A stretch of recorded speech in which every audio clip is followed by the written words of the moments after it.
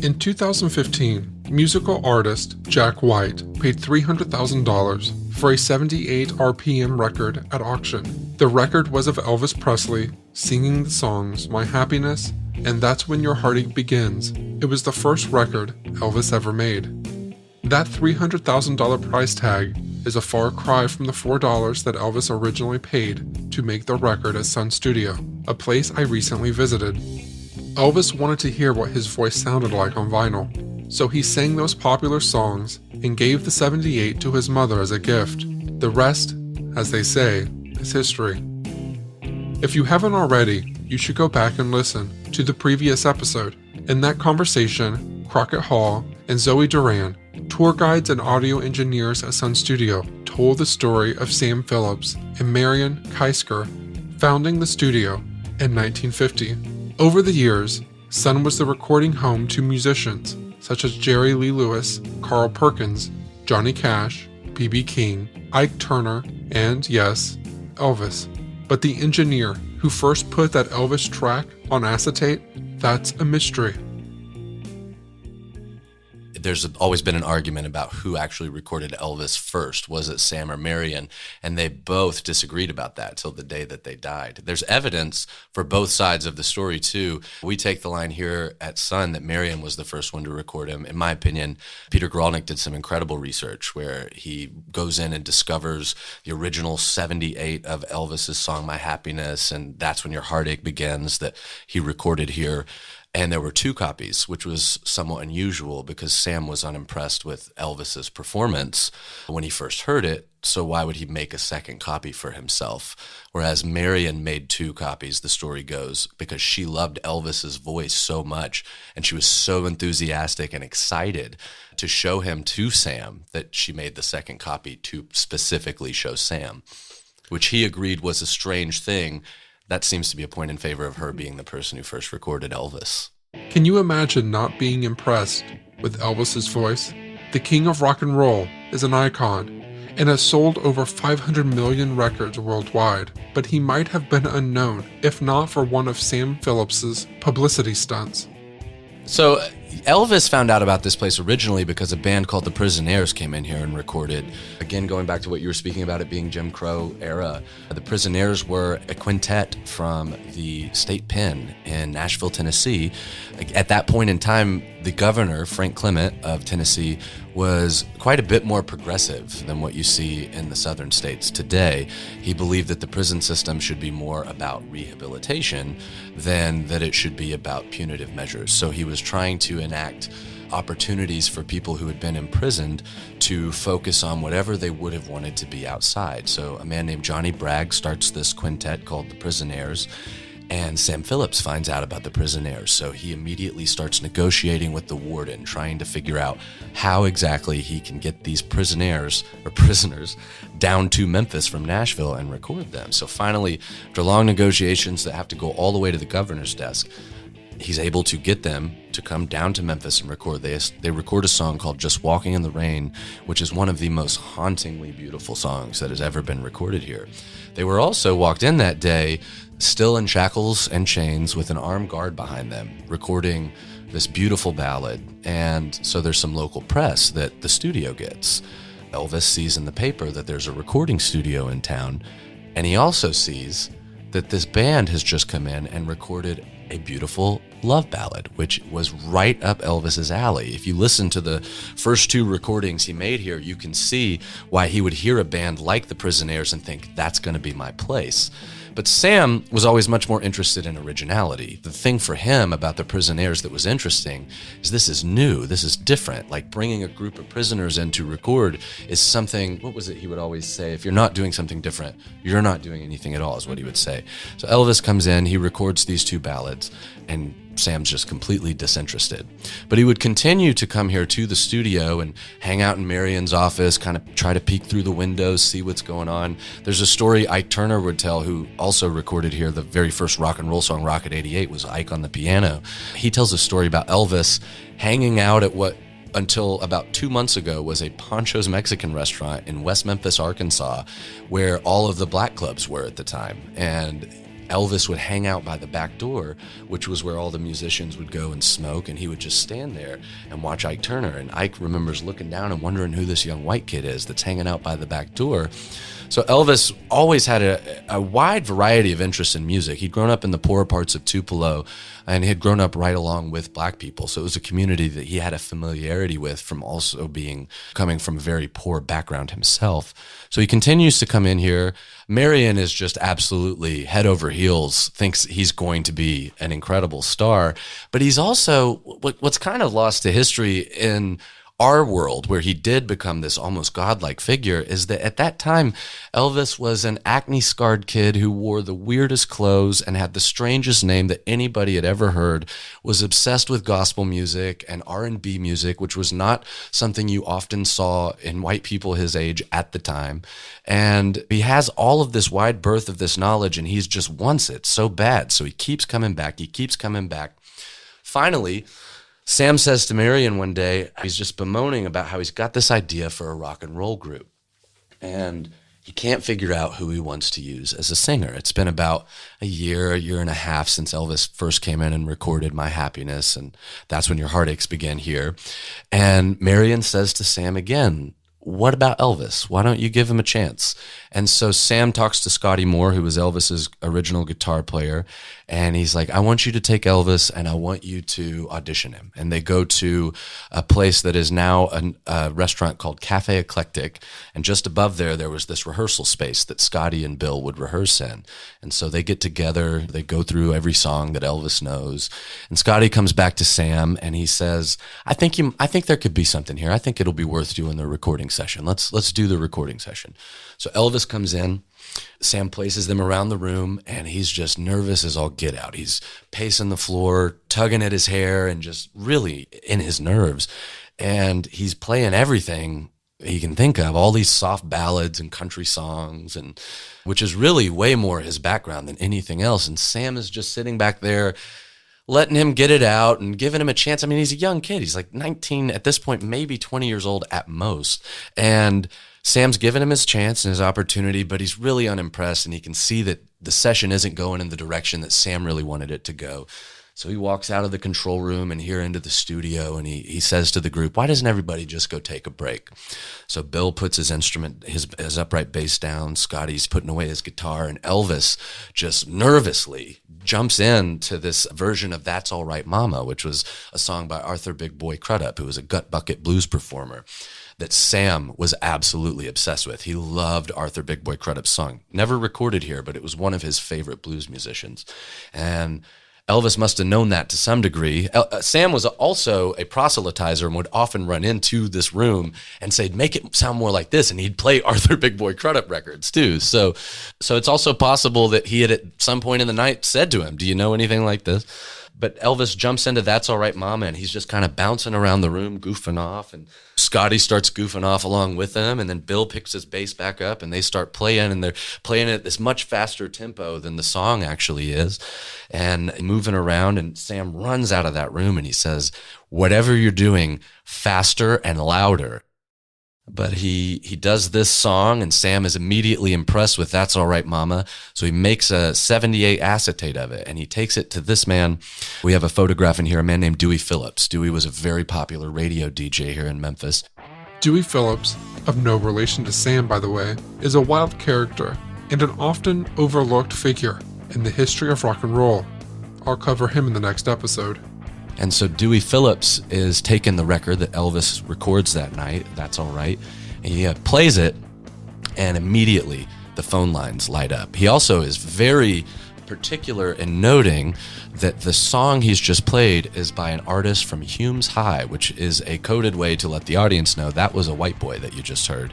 While the phones are lit up, it's rumored he played the song anywhere from 14 to 27 times that night, and he calls Elvis's mother at home to try and find Elvis to bring him into the studio because of, I mean, it literally is like the scene in That Thing You Do where they're just running through from hearing their song on the radio for the first time. But Elvis was so nervous about his music being played on the air that he'd gone to the movies, and he was just at the movies watching one movie after another, had no idea that people love the song so much they're calling and calling and calling and asking it to be played again and again.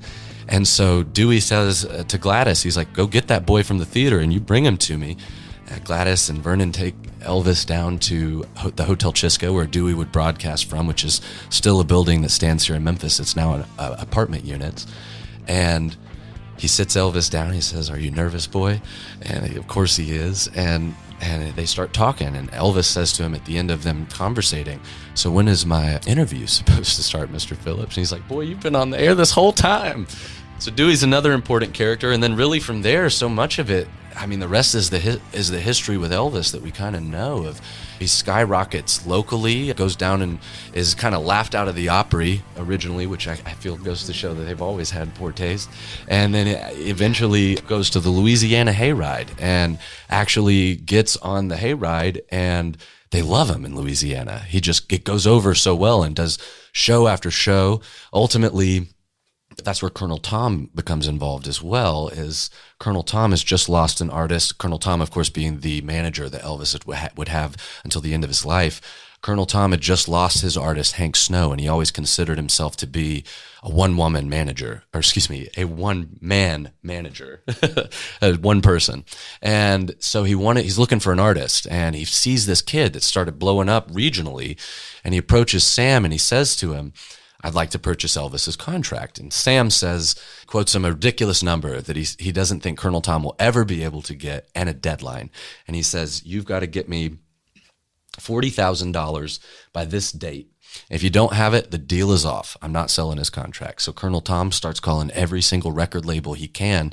He goes to RCA, and RCA is like, we've never paid anywhere near this much for an artist, for an unknown. That seems like a horrible deal. Originally, it looks like it's not going to happen. But in the 11th hour, Colonel Tom, as he was with his wily ways, is able to get the deal on. Takes the money to Sam. They sign the contract at the Peabody and then come back here, get their pictures taken. The photographs that we have on the wall here are from that evening where Elvis had the contract signed. That's Sam and Elvis above the organ standing in the control room, and Elvis is holding the Martin guitar, and Sam, who didn't play guitar at all, appears to be trying to show Elvis how to make a chord, which is a funny little photo because he didn't know what he was talking about. About 3 years after Elvis burst onto the scene, another rock and roll pioneer began his career. Jerry Lee Lewis recorded his hits, Great Balls of Fire, and Whole Lot of Shakin' Going On, at Sun Studio, but he could never reach Elvis's level. Jerry always, I guess, he's always had kind of a bit of a God complex. He feels like he is God's gift to this earth, which I would imagine is probably why he's treated people in the way that he has in his life. I mean, you can just Google him to see all of the different things that Jerry has done. But he was, I think, a bit jealous of Elvis and Elvis's success, and also that Elvis was guilty of a lot of the same sorts of things that Jerry was, but he seemed to always be the golden boy that could get away with some of that sort of behavior. And there's a story of Jerry one night drunkenly driving to Graceland and demanding to be let in and brandishing a pistol. And obviously the guard that's working Graceland that night, he's like, buzz Elvis, I want to see him, I want to talk to him. And the security guard calls Elvis and he says, hey, Jerry Lee Lewis is here, he wants to see you. And Elvis is immediately, no, he sounds drunk, I don't want to see him. So Jerry Lee leaves and he wrecks his car somewhere in Nesbitt, Mississippi, where he's found by the police and taken in. But they had a rivalry, I would guess after he left here is really when that began, because of course Elvis skyrockets to this massive amount of fame that I think Jerry Lee's always wanted to see for himself. I want to say I heard that one of Lewis's tours overseas was canceled when they learned more about his private life. It was sort of going to be like a make or break moment. Exactly, yeah. And the news got out and he lost all of his dates. Is that right? So he was playing in England at the time, and Judd Phillips, who was Sam's brother and Jerry Lee's manager for a long time in his career, Jerry had married his first cousin at the age of 12. Non-consent, even by legal standards. Yeah, and he marries her, and Judd sits Jerry down before they go to England, and he tells him, like, this is your sister, this is your family, this is not your wife. You do not tell the press that this is your wife. Do not mention this, because he understands how that's going to go over. Of course, Jerry Lee gets off the plane, his arms around Myra. The press is asking him, who's this? And he's like, this is my wife, Myra. People start asking questions. And he does end up getting, I think he plays to more and more dwindling crowds and then gets the whole thing canceled, comes back and starts making gospel records, which was the formula gospel and country, really, country records more so, which was the formula he kind of followed his whole career when he was on the outs in public society, was he'd go back and make country records again. And then he'd go back to rock and roll when he'd won the crowds back over. Elvis and Jerry Lee formed half of the famed $1 Million Quartet. The other half included Carl Perkins, known as the King of Rockabilly, and Johnny Cash. From the stories that I've heard, it was Johnny initially came in trying to sell the appliance to Marion, and that was how he ended up kind of finagling his way to audition with Sam. Now, I would say you would be able to say the story better on how he was waiting on the steps, and they all wanted to do gospel music. Johnny, Elvis, Carl, and Sam just had no interest in that. He didn't think it was something he would be able to sell. It didn't grab his attention or excite him, and that was really one of the core principles to him and his artist was, if you're going to come in with something, make it yours. I don't want you to be doing what you think you should be doing. I want you to be doing what you are. And so he initially rebuffs Johnny. Johnny comes back and comes in with, do you remember what the first song he did was? It might have been Big River. It's different, I believe, in the movie than it is in the. I know. I mean, I've read all the books, but it's also been 5 years since I started and read those, so I'd have to look it up to see which song it was. Might have been Cry, Cry, Cry. It wasn't Walk the Line. It wasn't Walk the Line. I think it might have been Cry, Cry, Cry that he came in and got more recognition. Sam wasn't a big country music fan either. He really didn't understand or see the point.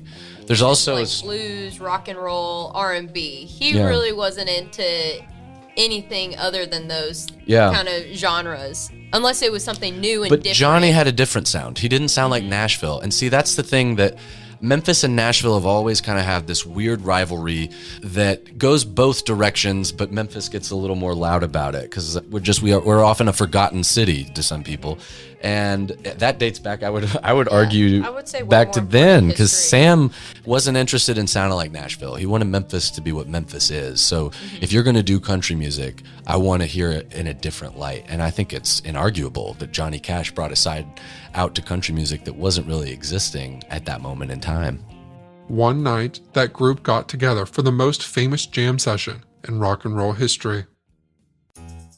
So the night this picture was taken, Carl Perkins, who is in black in the photograph holding a guitar, and he's also the person who wrote Blue Suede Shoes, he's in here working on a song called Matchbox, which would later be covered by the Beatles. It's one that Ringo sings. I believe they recorded it in Germany. And it's a great example of Sam's brilliance as an audio engineer, because if you listen to the Beatles version of Matchbox versus the version that Carl cut here, you can really hear the vibrancy and liveliness that this room has that's tougher to get out of wherever they were recording in Germany.